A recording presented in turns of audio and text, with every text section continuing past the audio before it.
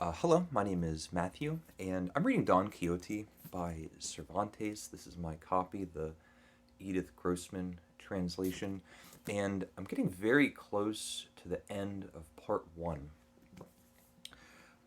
I often think about this book, and when I talk about Don Quixote, I often focus on the humor and the adventures of Don Quixote and his squire Sancho Panza, and it's so raucous and ribald and funny. And I fixate on how humorous this novel is, which is true, but it's only a partial description of what's going on in this novel and what it's setting out to do. It's a comedy. It's also a tragedy. So Don Quixote has another name. He's known as the Knight of the Sorrowful Countenance. And it is a tragic story. Um, he has set out, he's gone out of his mind, and he has set out to be a knight from the olden days, where he's a knight errant and he is following the order of chivalry, and he has misadventures. So many of the characters that we meet that recognize that this is a man that has gone out of his mind and is crazy, they all have dreams of their own. So Sancho has dreams of being rich and being a governor, and he's basically just a poor peasant. So his dreams of becoming this incredibly wealthy man, amassing a huge fortune and having um,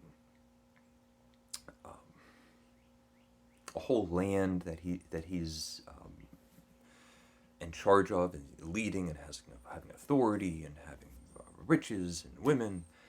It's just as outlandish. So many of these characters, the little mini stories that we get, um, have like everyone that you ever meet has ideals and dreams, these aspirations. Most of the people that you meet have already been beaten down, have made compromises, decided the things that they were passionate about when they were younger. Their priorities have shifted, and um, the ideal situation is that they become appreciative of the only life that they have. But it wasn't the life, so often it's not the life that you dreamed of. And Don Quixote went off and is doing it and failing. He's constantly failing and showing determination and being serious in his efforts. There's hardly a moment where he just completely comes out in a successful victory that was real. And it's often mentioned that other than being a knight errant, or however you say that, other than the laws of chivalry, he's completely in his right mind. And there's a moment where he gives this discourse. It's closer to where I am in the book, um, where he gives this discourse on the differences between men of letters and men of action. And it's a philosophical conversation that he's having when they're back at the inn. Um, and it's profound and insightful. Um, Men of action. He's talking about men of action. Now, um, if there ever was a time when knights were wandering around the world, even then, Don Quixote would not have been a successful knight. There's more absurdism, more irony, and satire done by Cervantes in this treatment because that world never existed, and Don Quixote isn't in that world. He's in the real world. And it's tragic. It's also aspirational. To have a crazy idea, to have a crazy dream, and to say, I'm going for it. I'm going to do it. I'm going to fail. I'm going to take risks. I'll fail today and tomorrow, the day after that, and next week, and I'm not going to stop. Because it's my dream, and it's the life that I want to live. My one life. I do find it funny, because it is funny when it can be funny when someone is going in the completely wrong direction. That doesn't mean that it's also not tragic. And it also doesn't mean that it's not something to admire. Those are some of my general thoughts on the Night of the Sorrowful Face. Aside from the humor, aside from the tragedy, aside from the aspirational elements, this novel is also surprising. It's on every page taking turns that you just wouldn't see coming. I believe many of the most famous episodes are in the first 100 pages, where we have these adventures. When Don Quixote and Sancho leave the inn, where they're thrown out, chased out, Sancho is getting thrown in the air on that blanket.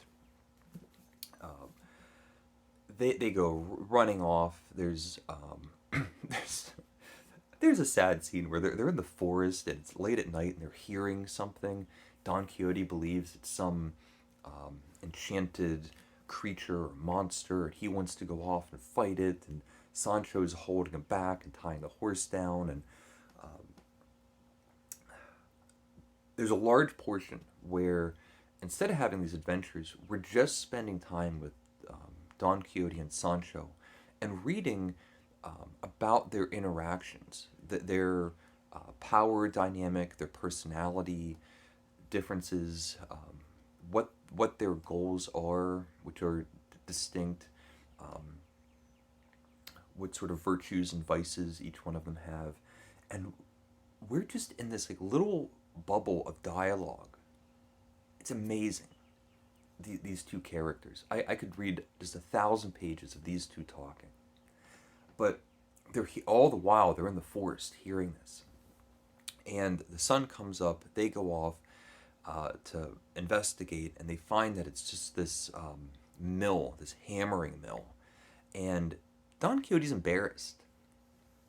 He doesn't see a giant or an enchanted creature.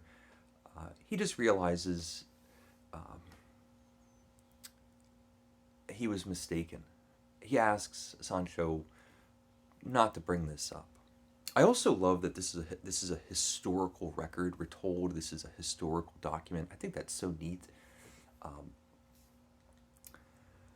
And then the surprises. So there's another misadventure where there's the Galley Slaves, which Don Quixote releases. It was a horrible idea. They're these violent prisoners, and now they realize that the law is going to be after them. They go hide off in the mountains. Come across a madman. Madman starts telling a story, and what starts happening is that we get long, like novella length short stories where we completely break out of the Don Quixote narrative, and we hear the madman tell his story. We run into a beautiful woman that's at the lake, and she tells a 30 or 40 page story of what led her there. And we start getting these other characters that are telling their story that do have parallels. Just having dreams and seeing them fail, trying to run after them, everything blows up. Um, Don Quixote is going to stay in the woods because he's going to go insane.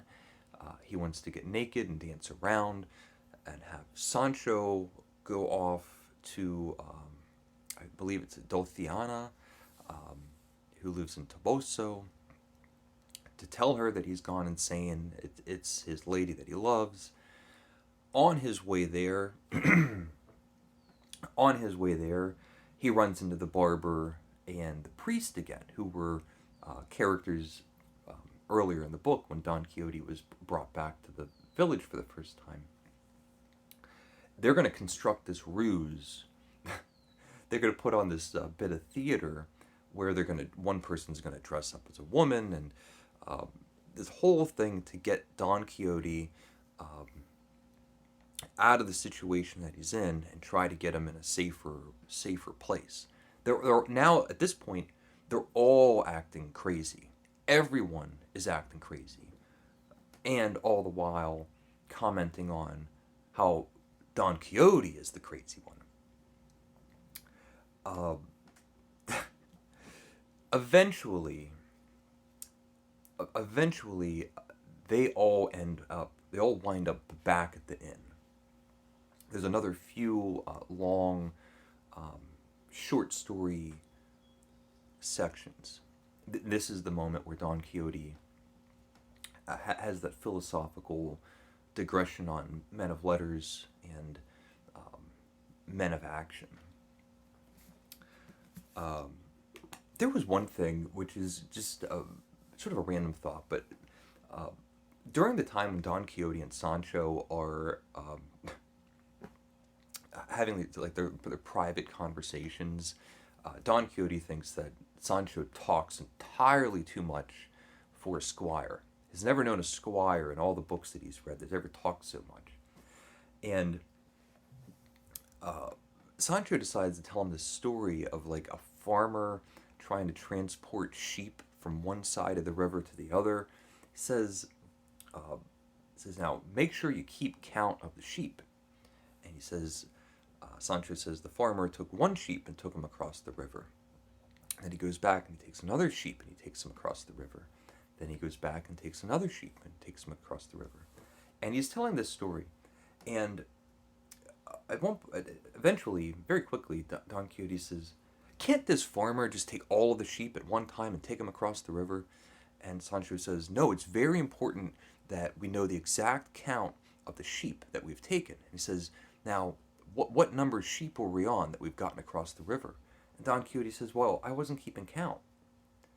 And Sancho says, well, you just ruined the story. I can't tell you the story anymore. Don Quixote says, how can you possibly not finish the story because I don't remember the exact number of sheep that you've individually transported across this river? Sancho goes, well, that's the story. Don Quixote says, that's the craziest story I've ever heard.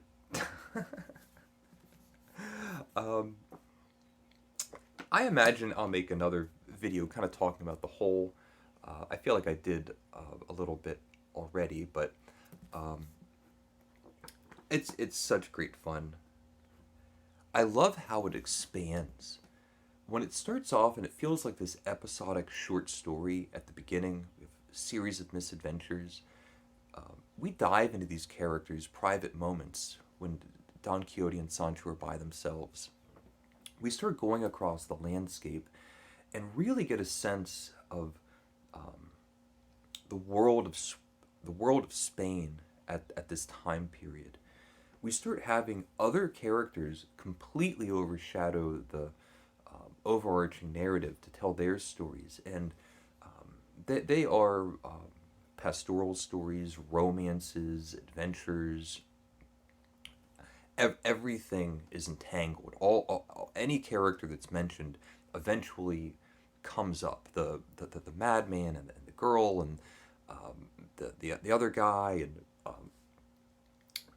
it just turns into this amazing world through the lens of this crazy character. So Don Quixote implies Cervantes, the Knight of the Sorrowful Face. Thank you for watching. Please leave a comment if you would like, and take care.